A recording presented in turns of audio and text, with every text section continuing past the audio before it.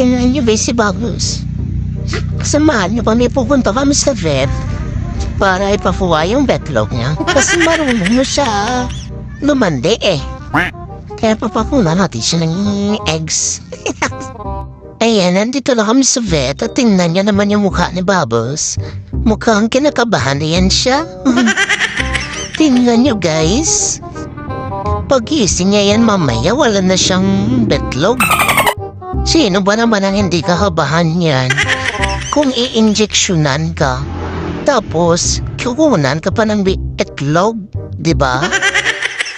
Kinilo nga yan siya guys at nasa 5 kilo yan si Bubbles. Ang bigat-bigat. Nilagyan na nga siya ng alcohol at sabi ng doktor ay siya yung pinakamalaking kinapon dun sa clinic nila. At yun na nga tinurukan siya ng doktor at behave na naman siya. Good boy talaga yan si Bubbles eh. Hindi pumapalag o tingnan niya naman ang bait-bait. Matapos na siya turukan guys, eh, hinayaan mo na namin siyang lumapad-lakad sa loob para naman hindi siya ma-stress at behave lang siya.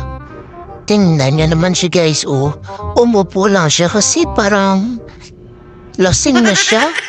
Di na niya makontrol yung katawan niya kasi siguro sa in-inject siya sa kanya ng doktor.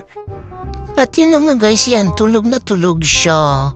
Kawawa naman, pero para na din yun sa kanya para maging healthy siya at hindi na siya maglandi at gumala pa.